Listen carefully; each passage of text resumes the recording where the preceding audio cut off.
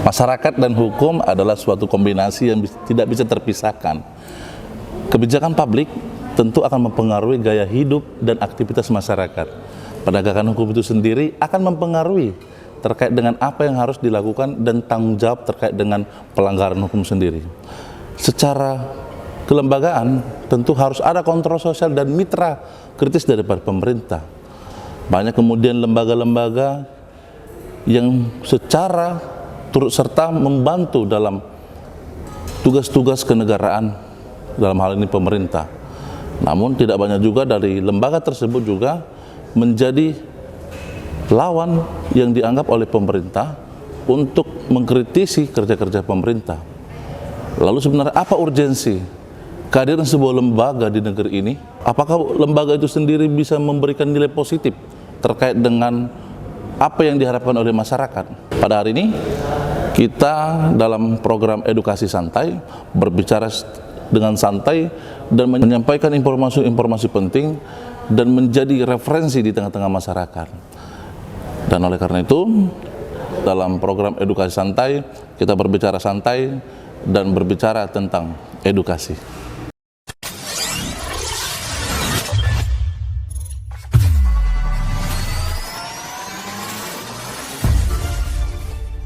Pada hari ini, di program edukasi santai ini, kita akan menginformasikan secara seluruh ya, terkait dengan hal-hal yang memberikan efek positif terhadap masyarakat dan penegakan hukum dan serta kebijakan publik. Saya, Sadan Sitorus, telah bersama-sama pada hari ini dengan Bung Rianto Sirait, yakni Ketua Umum Studi Kebijakan Publik dan Penegakan Hukum. Selamat datang, Bung, di acara kita. Selamat malam. Ini Bung ini adalah salah satu pendiri dan merupakan Ketua Umum yang pertama di Studi Kebijakan Publik dan Penegakan Hukum yang disingkat SKPPI.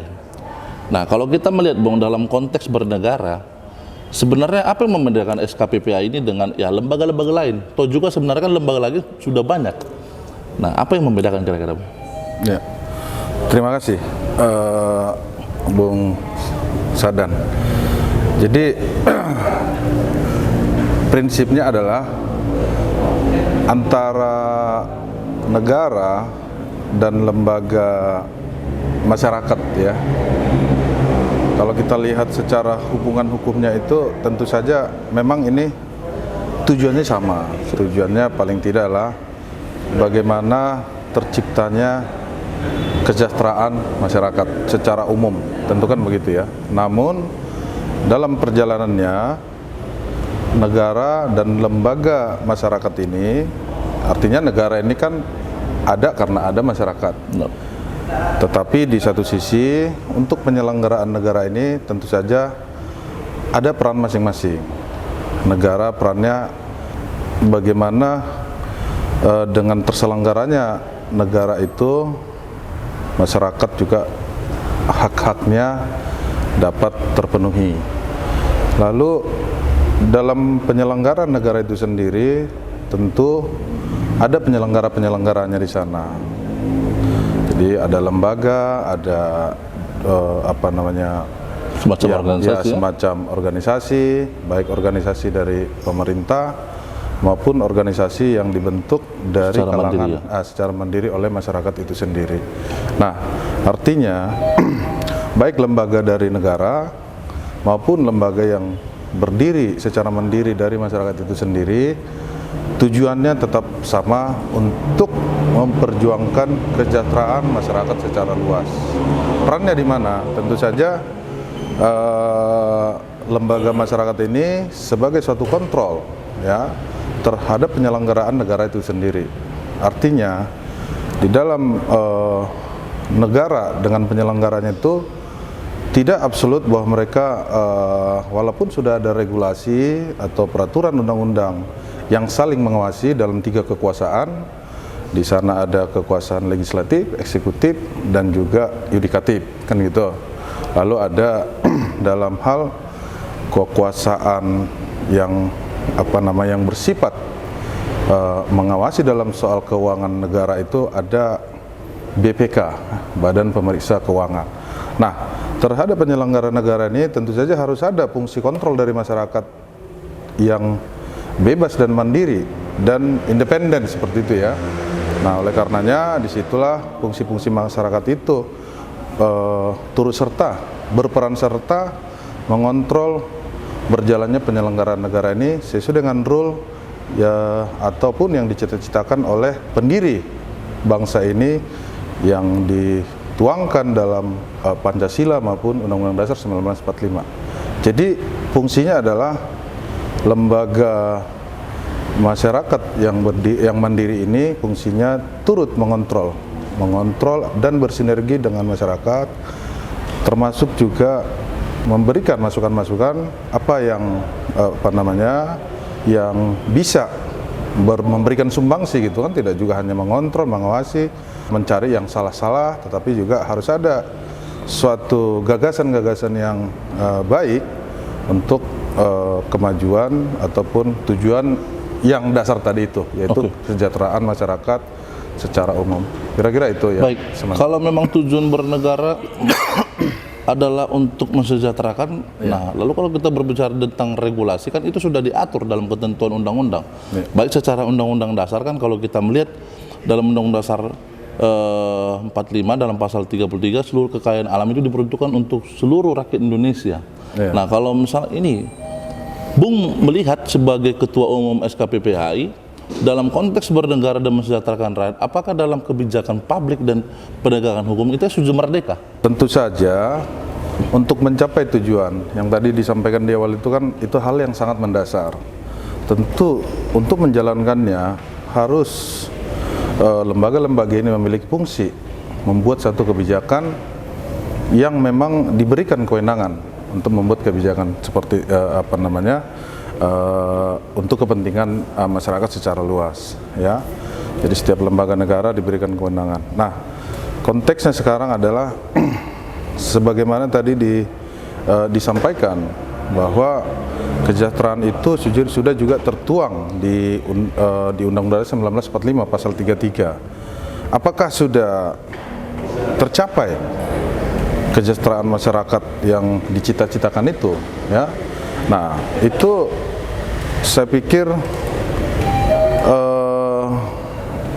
agak sulit menilainya ya. Dari sudut pandang yang mana dulu kita melihat kesejahteraan itu sudah tercapai apa enggak, ya kan? Namun secara penilaian kita dari saya sendiri mewakili dari lembaga masyarakat yang mandiri seperti itu kan, ya melihat sampai sejauh ini secara normatif memang belum tercapai ya. Ini pendapat saya sebagai lembaga mewakili masyarakat ya.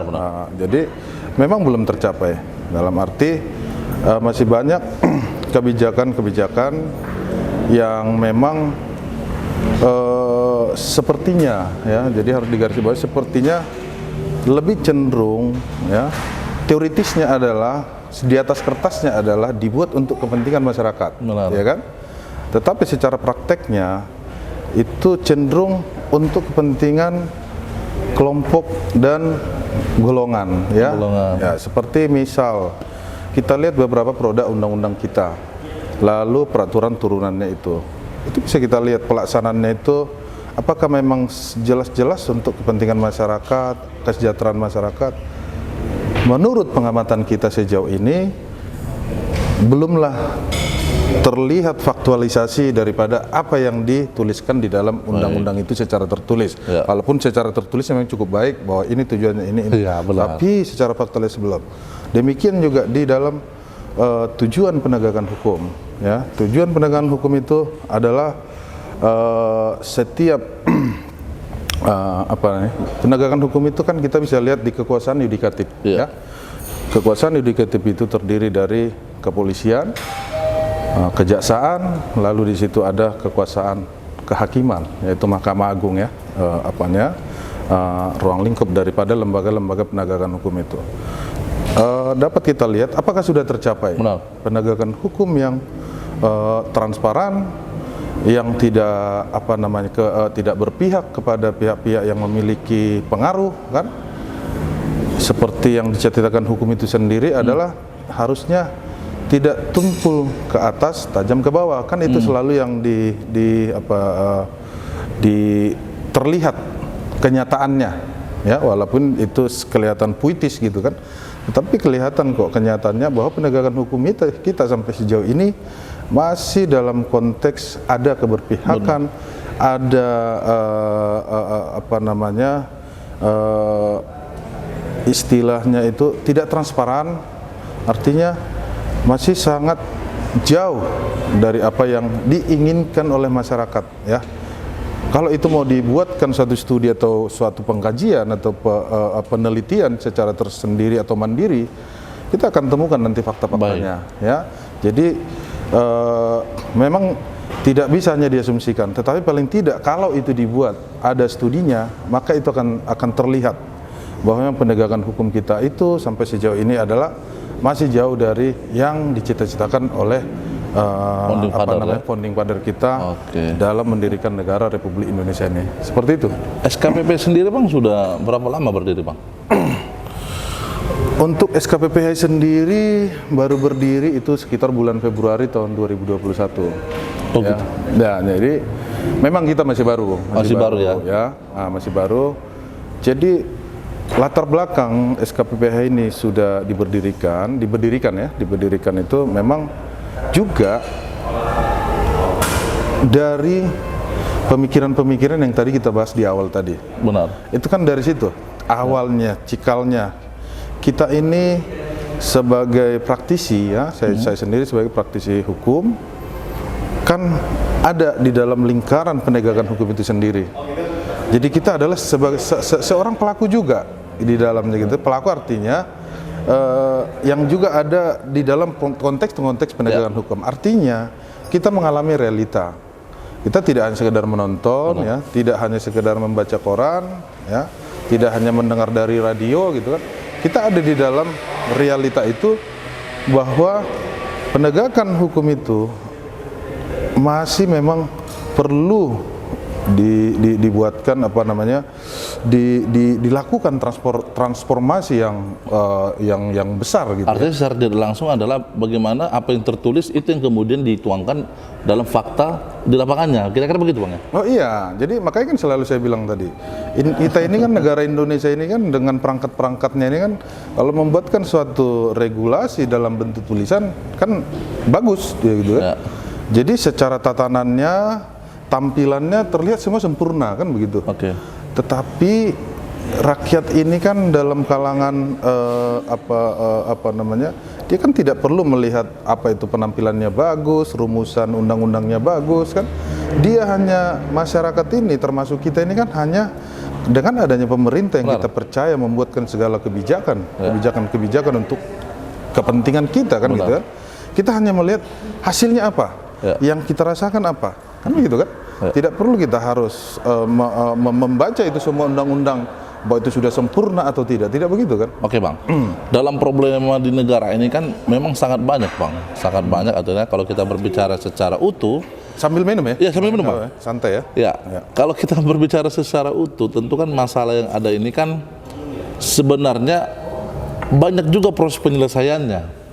Nah maksud saya, apa sih urgensinya SKPPHI hadir saat ini, atau juga lembaga seperti SKPPHI juga banyak di Indonesia ini Bang kira-kira, dan apa yang membedakan supaya orang nih masyarakat paham bahwa SKPPHI ini adalah produktivitas untuk mencapai kesejahteraan masyarakat. Lalu kesejahteraan seperti apa kira-kira? Nah itu gimana Bang? Baik.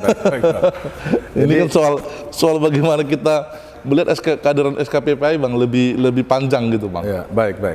Jadi gini ya, jadi cikal bakal tadi kan kita kenapa harus berdiri satu lembaga yang bernama Studi Kebijakan Publik dan Penegakan Hukum Indonesia, yang disingkat itu adalah SKPPHI, kan gitu ya.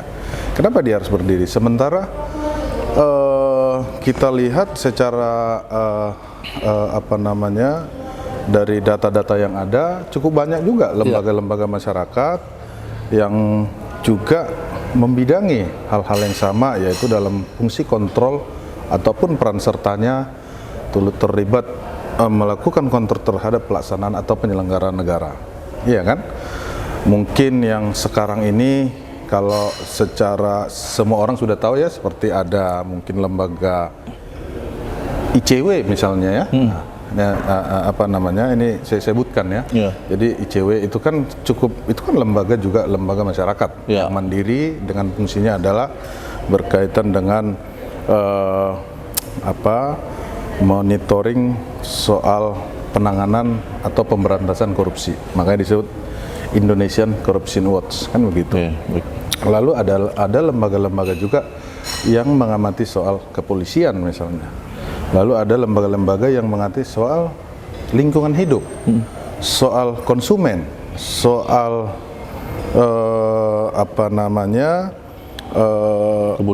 kebudayaan, banyak ya. Banyak sekali, Bang. Banyak sekali sebenarnya lembaga, dan itu tidak salah.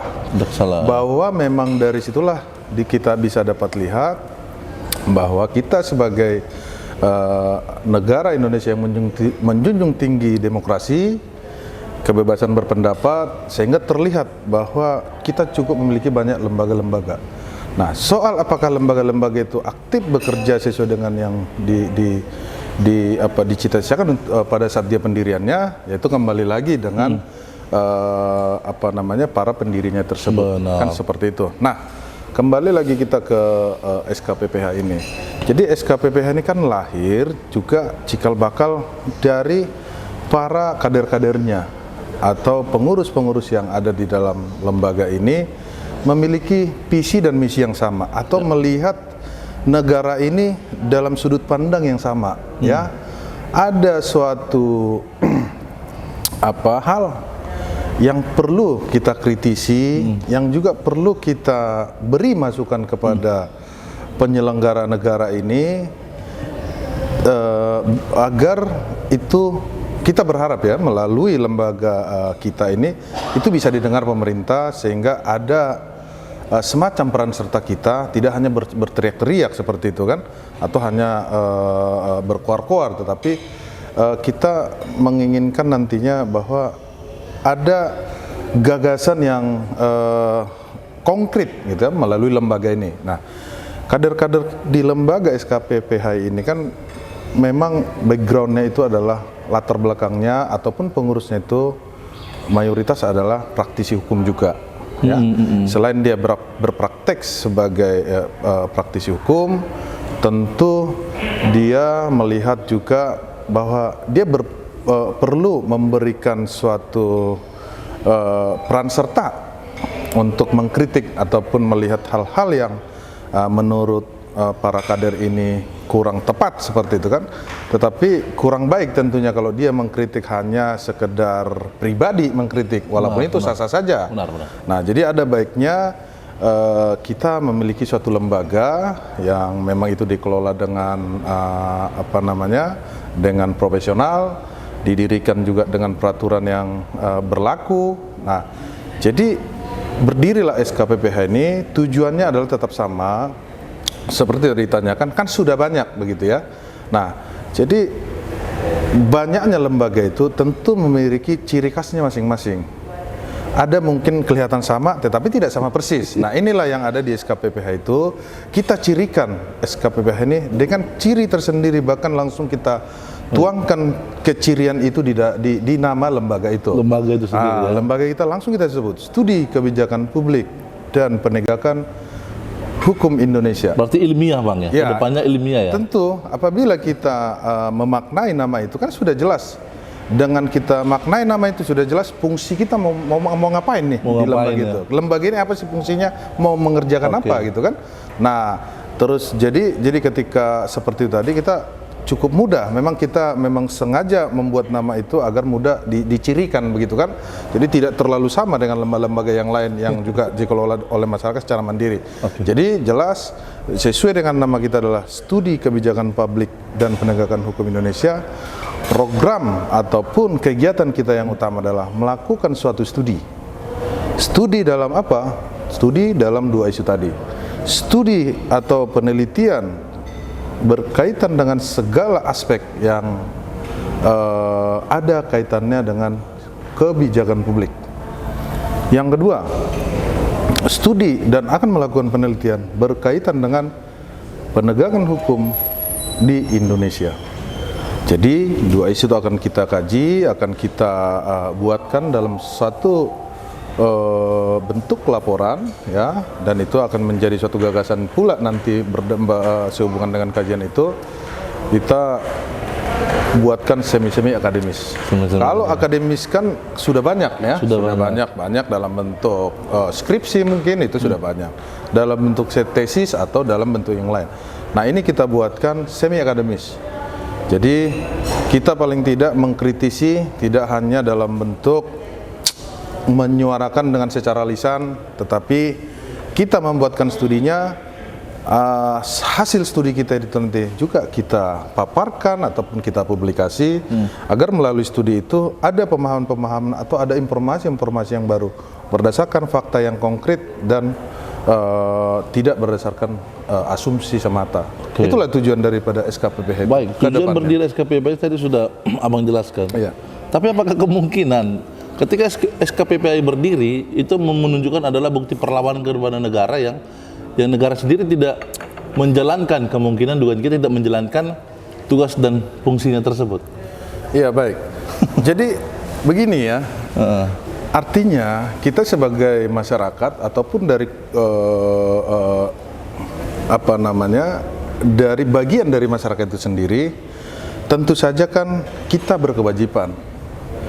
Berkewajiban ini kan tidak juga bisa memaksa pemerintah harus mengikuti mau kita, kan begitu ya. Tetapi paling tidak kita harus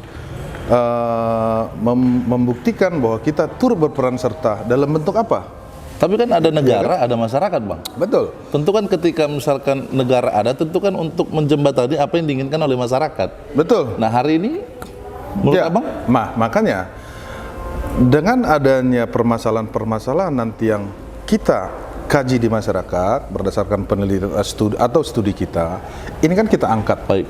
Kita angkat ke permukaan, sehingga dengan kita angkatnya ini ke permukaan permasalahan-permasalahan di masyarakat ini, pemerintah atau penyelenggara negara secara umum itu mengetahui ada permasalahan ini loh, ya.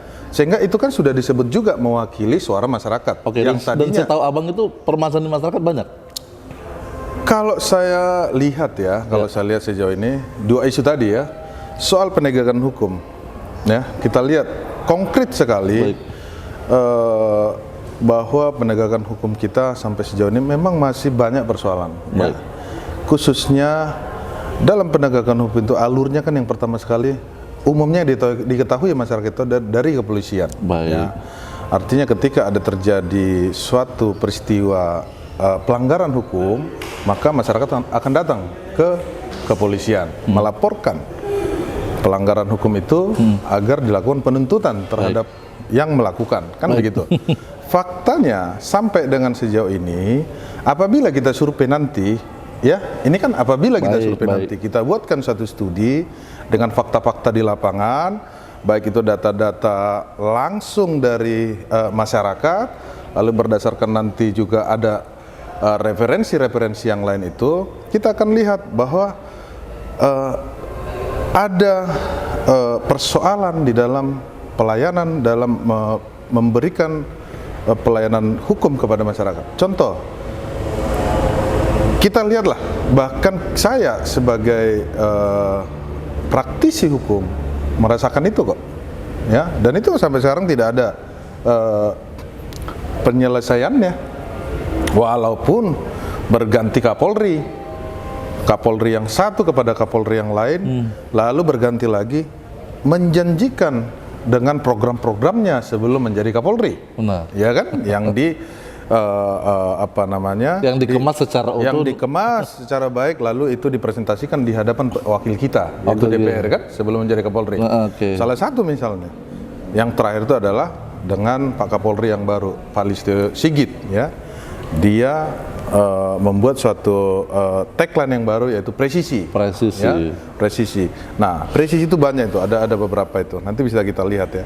Nah, tetapi faktanya sudah, saya lupa persisnya, apakah Pak Kapolri yang baru ini ya sudah menjabat berapa tahun gitu ya, apakah sudah setahun atau lebih, nanti itu bisa kita lihat tersendiri. Tetapi faktanya dengan ada tagline presisi itu, hal-hal yang mendasar itu sampai sekarang belum terselesaikan. Benar. Contoh, ya, penanganan laporan masyarakat itu, begitu masyarakat dapat datang ke kantor polisi, lalu meminta suatu tindakan untuk perlindungan hukum atas satu peristiwa atau pelanggaran hukum, itu masih tetap bertele-tele.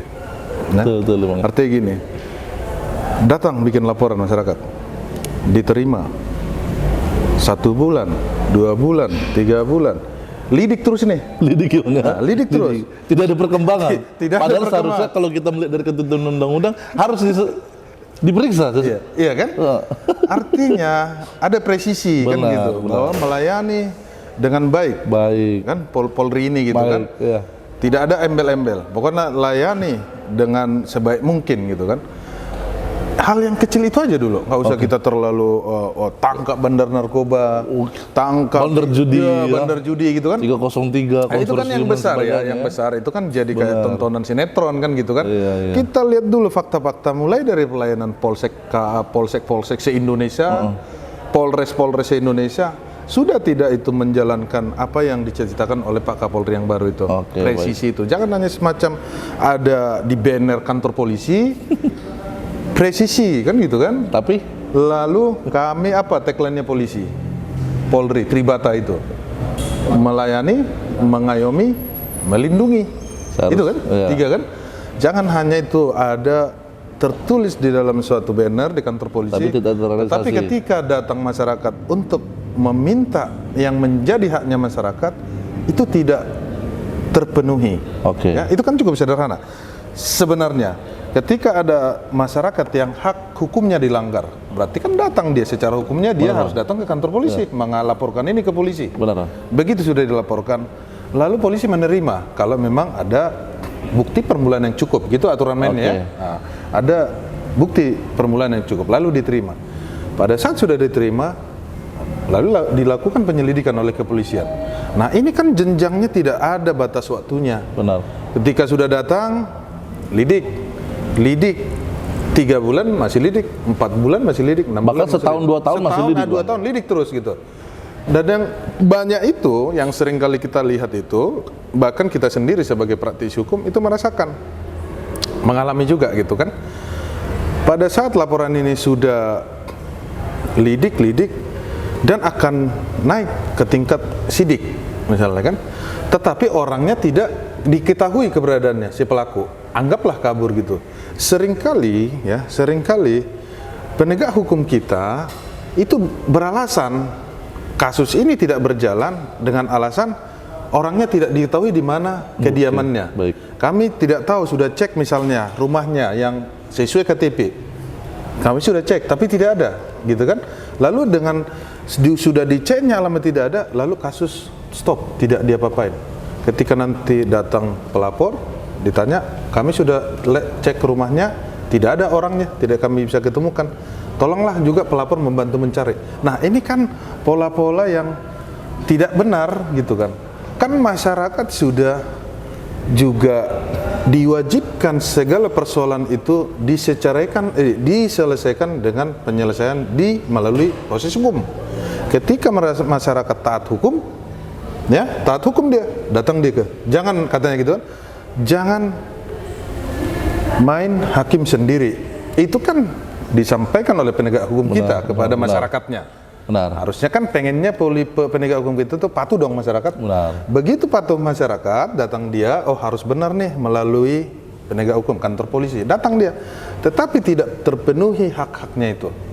Nah, inilah yang menjadi pola-pola permasalahan yang paling banyak dan merata di seluruh negara, wilayah negara Republik Indonesia ini yang belum terpenuhi dari pola penegakan hukum. Oke, Gitu dari pola penegakan hukum, Bang. Pola penegakan hukum Dari dulu. kebijakannya, apa yang urgensi, Bang?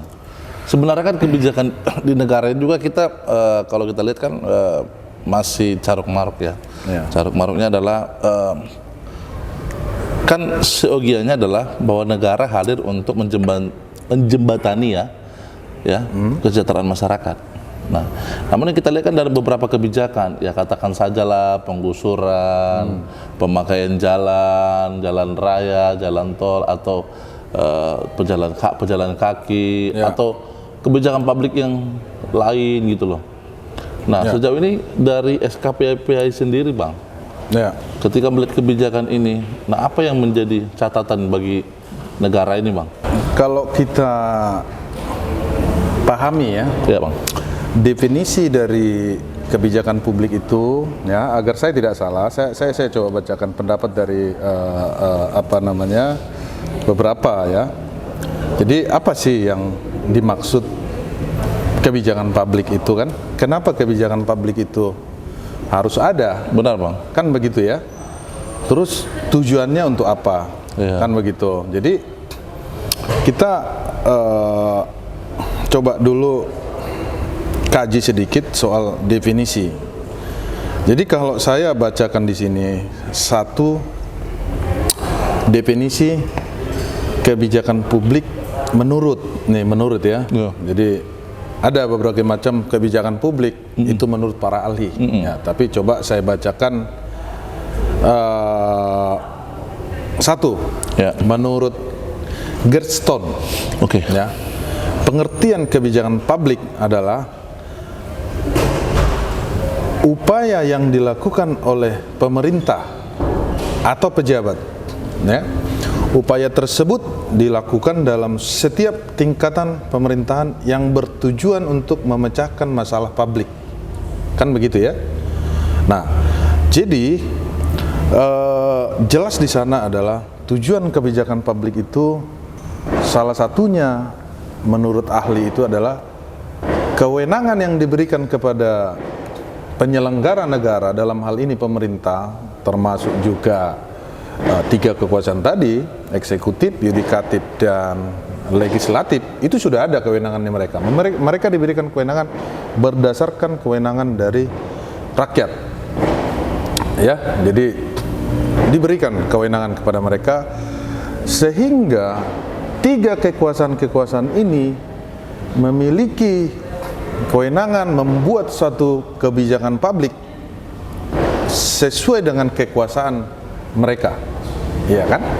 Nah, pemerintah dalam hal ini tentu saja diberikan kewenangan untuk melakukan suatu kebijakan, membuat suatu kebijakan dalam rangka melaksanakan secara teknis, merealisasikan, ya kan? Lalu di sana DPR melalui fungsinya kewenangan yang diberikan itu tentu harus mengawasi eksekutif dalam rangka pelaksanaan kebijakan, ya, kebijakan yang dibuatnya. Ya. Terus di sana juga ada yudikatif juga dalam ranah hukum. Juga mereka diberikan kewenangan untuk membuat suatu kebijakan, dan itu semuanya disebut adalah kebijakan publik.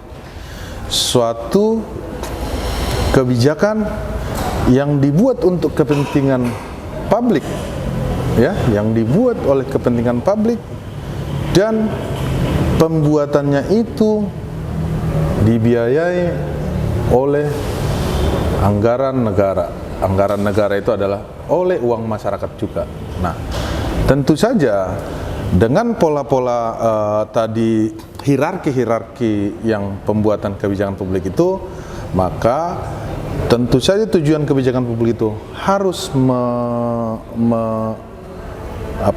memprioritaskan kepentingan masyarakat itu sendiri. Seperti itu.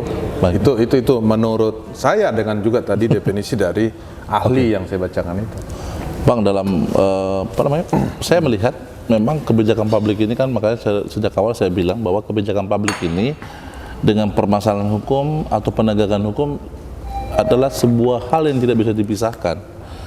Nah, kita melihat dalam konteks Indonesia, secara khusus Jakarta, ternyata kan masih banyak kebijakan publik yang juga yang kalau kita lihat secara kasat mata tidak memberikan rasa aman atau setidaknya meratalah kepada masyarakat. Terbukti bahwa terkait dengan beberapa kebijakan soal, ya katakan tentang hal kependudukan, tentang hak untuk mendapat BLT atau hak untuk mendapatkan hidup yang layak, kan begitu.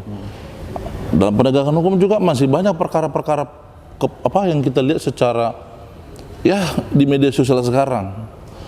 Ya baru-baru ini yang masih hangat untuk diperbincangkan itu ketua KPK yang dengan sengaja mendatangin Gubernur Papua dalam pemeriksaan, lalu kasus Verdi Sambo yang sekarang dalam proses pemeriksaan di Kejaksaan berjalan, lalu ada istilah konsorsium 303, lalu ada laporan-laporan masyarakat yang juga masih banyak bermasalah, dan kemudian masih banyak mafia-mafia hukum termasuk mafia tanah. Nah, dalam bingkai, kalau kita bingkai terkait dengan kebijakan publik dan penegakan hukum ini, artinya negara sedang tidak baik-baik saja mungkin, Bang.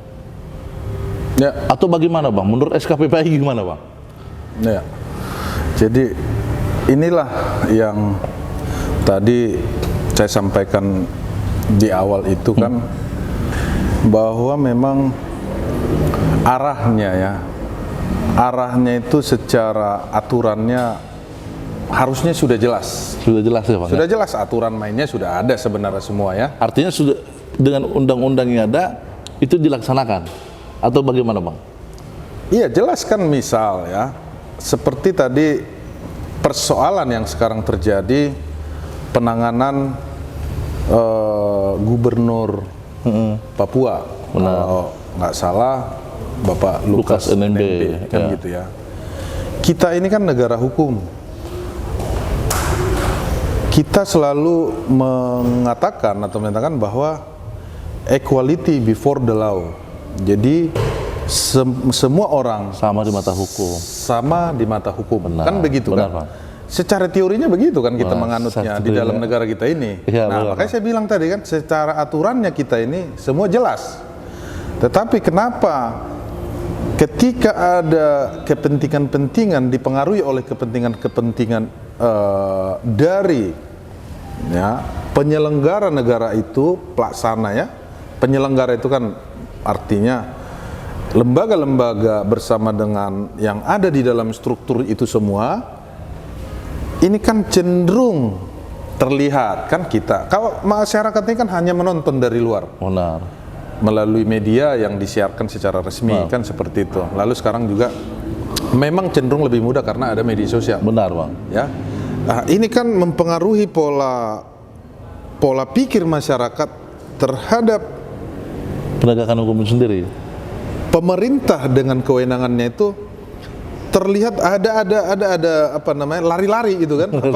Ada apa ya, kalau saya bilang itu lari dari relnya sedikit gitu. Kalau terhadap orang-orang yang punya kedudukan, orang-orang yang punya jabatan, punya jaringan yang berpengaruh gitu kan. Negara ini kadang-kadang lari dari teorinya yang dibuat dia sendiri. Misal, kan jelas itu, seperti disinggung sedikit mengenai penanganan perkara terkait dengan Gubernur Papua. Jelas kan, harusnya ini tidak perlu dipertontonkan. Jangan dong datang ketua KPK ke Papua sana, padahal sudah jelas aturan mainnya. Kalau memang KPK memiliki bukti yang kuat, Gubernur Papua melakukan tindak pidana korupsi dengan bukti permulaan yang cukup, bahkan lebih dari bukti permulaan yang cukup, kan ada aturan-aturan main yang harus ditetapkan sama porsinya, baik terhadap Gubernur Papua, Bupati ini, Gubernur sana, Gubernur manapun, atau pejabat negara yang tertangkap melakukan tindak pidana. Tidak boleh ada istilahnya merubah-rubah pola dengan alasan begini, dengan alasan begitu. Ini menjadi tontonan masyarakat. Oke. Jadi, dalam konteks lain, Bang, permasalahan lain bagaimana menurut SKPPI, Bang? Dalam konteks lain ya. Ini kan tadi saya bilang kan negara kemudian dugaan kita tidak baik-baik saja, Bang. Karena banyak permasalahan publik, banyak penegakan hukum yang juga tidak sesuai dengan apa yang diharapkan oleh founding fathers, so? Iya. Nah, kita kan sebagai masyarakat ini melihat yang tersiar dan terpublikasi di media publik kan, ya misal media-media mainstream yang memang media ini dipercaya gitu ya. Benar, Pak. Ini kan jadi titik ukur, salah satu titik ukur membawa penilaian dari masyarakat. Oh, ternyata pemerintah itu begini loh. Oke. Kalau terhadap ini dia bisa berubah, dia bisa banyak alasan tuh. Hukum aturan itu bisa digeser-geser nih dikit untuk memenuhi kepentingan si yang orang ini gitu kan. Nah, ini tidak boleh terjadi dalam penegakan hukum. Dalam kebijakan publiknya juga harus seperti itu. Kebijakan publik itu kan jelas ya. Mulai dari hulu sampai hilir itu disebut dengan kebijakan publik secara umum. Ya. Dari hulu itu kan jelas lah ya. Bahwa tujuan membuat satu kebijakan publik ya, karena kita negara hukum harus dituangkan dalam bentuk undang-undang.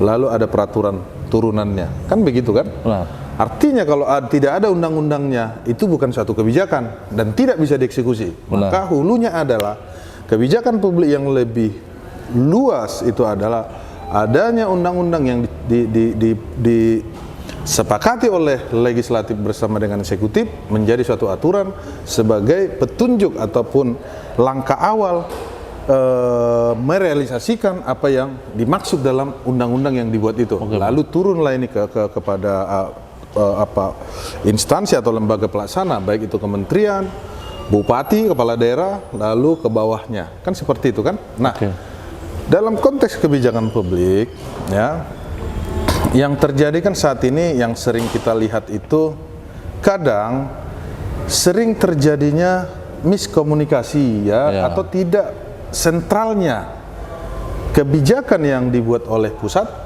dan kebijakan yang dibuat oleh pemerintah daerah. Kadang berseberangan mereka ini kan, harusnya kan sentral. Walaupun kita sudah menganut yang namanya ada otonomi daerah, udah kan? Artinya pemerintah pusat dan pemerintah daerah itu memiliki kewenangan yang sudah sudah ada rule-nya masing-masing gitu kan, kewenangan tersendiri. Walaupun secara hierarki adalah tujuannya sama, gitu kan? Tetapi cenderung ketika nanti ada beda politik misalnya antara pusat dengan istilahnya kepala daerahnya, salah satu contoh lah yang paling mudah karena kita tinggal di Jakarta, kita selalu kan mengacu kepada gubernur kita yang ada di Jakarta ini kan, yang sudah kan? kemarin kan gitu, habis masa periode antara gubernur kita dengan presiden. Kita sering melihat ada kebijakan yang berseberangan karena mereka tidak satu rel di dalam politik, terlihat ada perbedaan gitu kan. Nah, ini kan akan menghambat dari segi kebijakan publik. Pemerintah pusat menginginkan ini, pemerintah daerah membuat lagi suatu kebijakan yang menurut mereka itu yang paling benar, tapi tipis-tipis pelanggarannya kan, sehingga tidak terlalu terlihat gitu kan. Nah, makanya ini menjadi tidak sentral, ini menghambat kebijakan publik yang baik untuk kepentingan masyarakat itu sendiri. Baik Bang. Nah, dengan berarti artinya apakah memang kehadiran SKPPH ini adalah bentuk keresahan karena negara absen terhadap dengan kebijakan publik dan penegakan hukum itu? Ya, memang itulah cikal bakalnya, itulah awal permulaannya. Awal kenapa SKPPH ini berdiri. Tentu kita secara personal, individu ya, melihat atau memiliki penilaian yang sama bahwa banyak ternyata persoalan di negara kita ini yang perlu diperbaiki ya. Jadi tentu saja yang sudah baik harus dilanjutkan, tetapi yang tidak baik ini kan harus diperbaiki kan untuk tujuan yang lebih baik lah ke depannya kan. Nah, dari pandangan individu ini bersepakatlah antara individu yang ada menjadi pengurus SKPPH ini membentuk suatu wadah ya, suatu wadah disebut SKPPH. Artinya nanti dengan adanya SKPPH ini, maka SKPPH ini akan bekerja mengkaji suatu membuat suatu penelitian berkaitan dengan kebijakan publik dan penegakan hukum, sehingga itu kita berharap melalui kajian maupun studi tersebut itu menjadi bisa sebagai masukan ataupun menjadi suatu masukan ataupun suatu rekomendasi dari kita ya. Rekomendasi dari kita berdasarkan fakta-fakta yang ada, dan kita berharap rekomendasi itu memang bisa diterima atau sebagai pertimbangan dari pemerintah untuk melakukan perbaikan dari hasil temuan-temuan kita itu. Artinya secara definitif adalah SKPPI adalah mitra kritis dari pemerintah dan kontrol sosial ya. Ya. Nah, sikap kritisnya SKPPI terhadap absensinya pemerintah terkait dengan penegakan hukum dan kebijakan publik tersebut. Artinya masih ada mungkin yang kurang. Lalu bagaimana SKPPI menyikapi hal ini? Secara kritis, Bang? Ya, secara kritis tentu saja, selain nanti membuatkan satu kajian dalam bentuk satu tulisan ya, dalam satu tulisan, tentu setiap kebijakan-kebijakan yang perlu kita kritisi atau kita perlu berikan masukan atau pendapat-pendapat yang membangun ya, itu akan kita sampaikan, baik itu secara melalui media publik, media massa, baik juga mungkin seperti membuat satu video-video, itu kan suatu juga program kerja atau suatu pola yang juga bisa digunakan untuk menyampaikan aspirasi ya, ataupun permasalahan-permasalahan yang nanti juga ditemui oleh ataupun yang didapatkan oleh lembaga SKPPHI di lingkungan masyarakat gitu. Jadi ada beberapa pola, ataupun bisa juga nanti pembahasan bisa melibatkan dengan organisasi ya atau lembaga-lembaga yang lain, bersinergi dengan SKPPHI juga, melakukan dialog terhadap temuan-temuan, sehingga nanti dengan adanya keterlibatan kerjasama mitra dengan lembaga yang lain yang sesama ya, lembaga mandiri dari masyarakat, artinya itu bisa lebih menguatkan rekomendasi kepada pemerintah terhadap apa yang kita untuk perlu diperbaiki oleh pemerintah. Berarti tidak menutup kemungkinan ketika memang tidak tercapai seperti apa yang dia dianalisis dan diidentifikasi oleh SKPPI, kemungkinan SKPPI juga kedepannya juga akan menjadi mitra untuk menggugat pemerintah dalam absensi tersebut. Oh ya, itu salah satu di anggaran dasar kita itu adalah salah satunya melakukan gugatan dalam secara formil ya, gugatan hukum apabila memang itu nanti diperlukan. Seperti misalnya kita akan melakukan judicial review apabila nanti kita temukan ada undang-undang yang bermasalah. Tentu saja kan tidak dilarang kan itu, artinya itu penting dilakukan sebagai sumbangsi kita nanti dari lembaga untuk kebaikan kebijakan-kebijakan dalam pemerintah ini. Tapi SKPPI itu bukan bagian daripada partai politik, Bang ya? Oh, bukan. Jadi tapi dinamis dalam proses pembahasan politik, dinamis, tetapi kita tetap pada rel ya. Makanya tagline kita itu adalah independen dan berintegritas. Itu tagline kita. Artinya dua kata itu kalau dimaknai sudah cukup jelas. Independen dalam melakukan program kerjanya sesuai dengan fungsi dan fungsi pokoknya.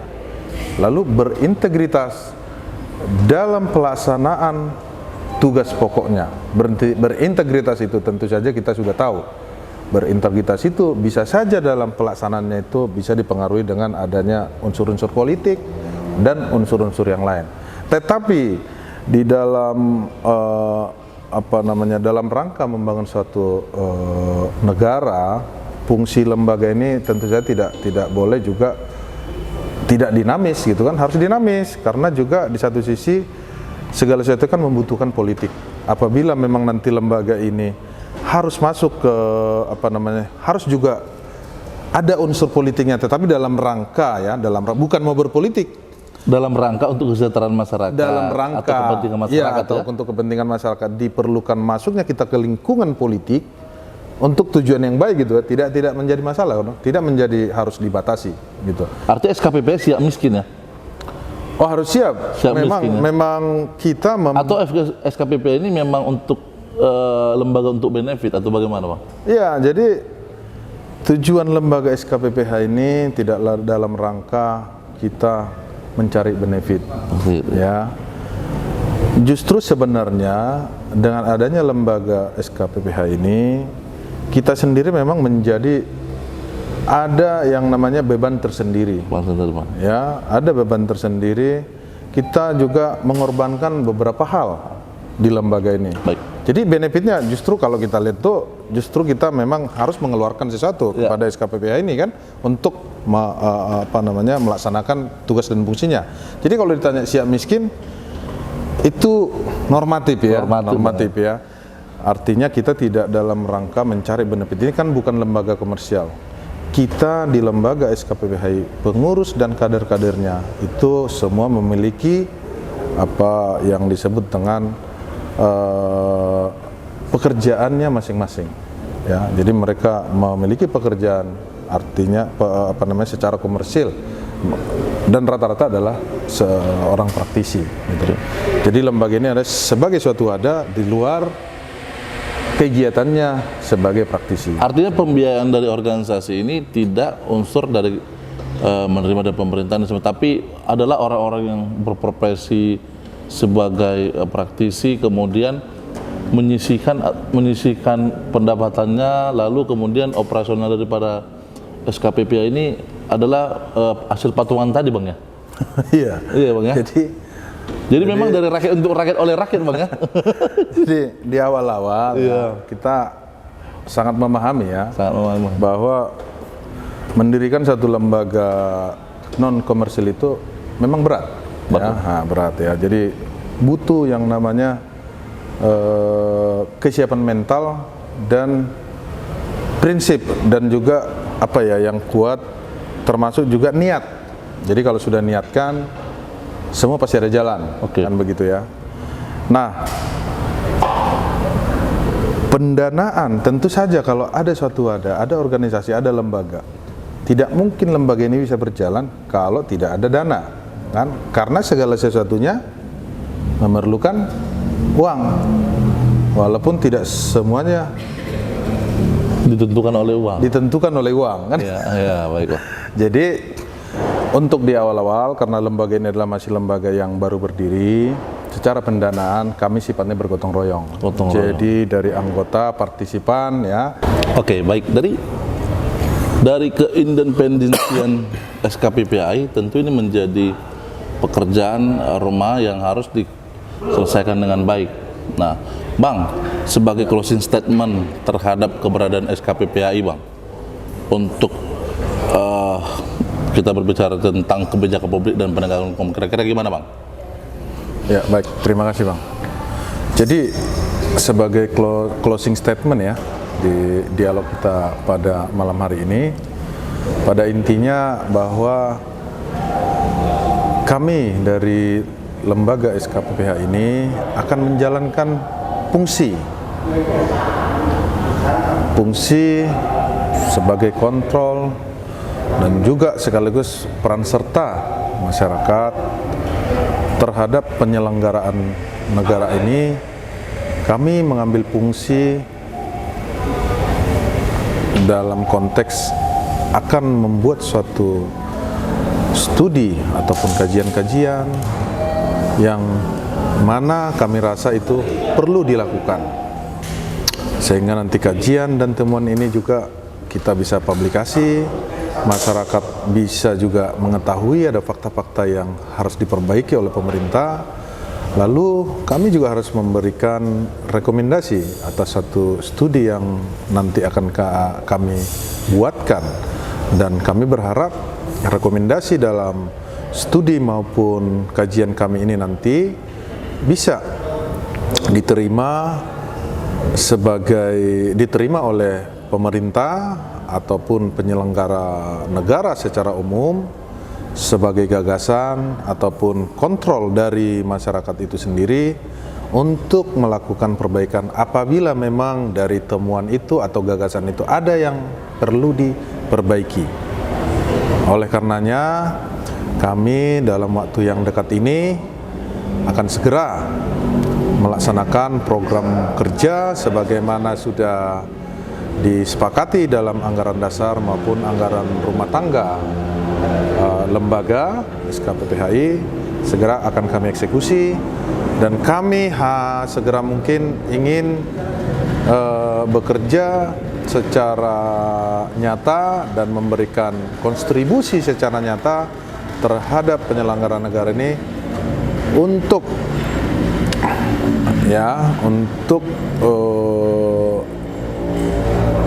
kepentingan secara luas, yaitu mencapai kesejahteraan masyarakat yang dicita-citakan oleh founding father pendiri bangsa ini.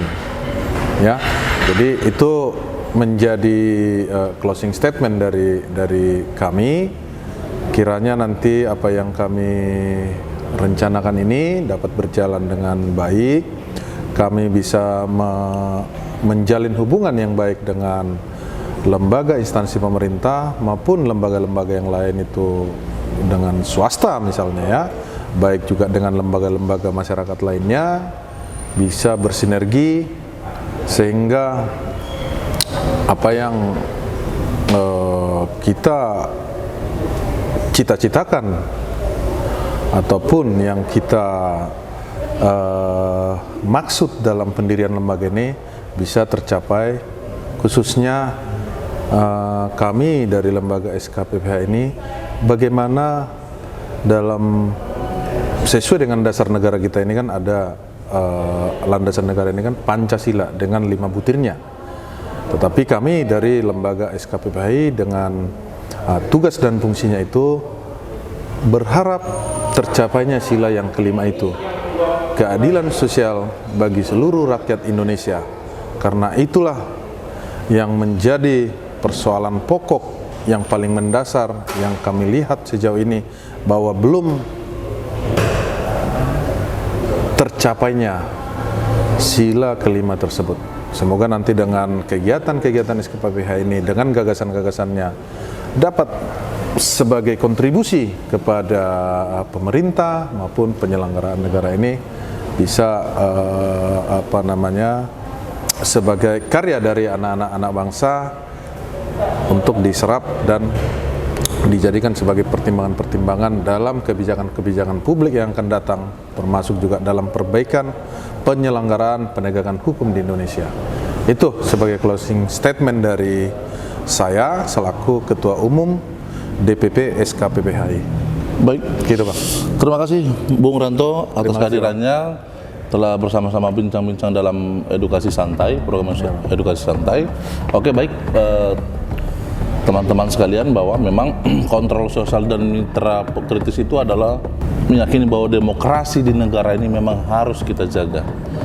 Kebijakan publik dan penegakan hukum memang harus seiring berjalan untuk sama-sama hasilnya dapat dinikmati oleh masyarakat. Masyarakat adalah hal yang paling utama dalam pembentukan suatu negara. Oleh karena itu, masyarakat itu kemudian harus dikawal, diawasi, dan disejahterakan oleh pemerintah dalam hal ini. Bersama saya Sadan, sampai jumpa dalam program edukasi santai selanjutnya. Terima kasih. Terima kasih Bang. Terima kasih Bang.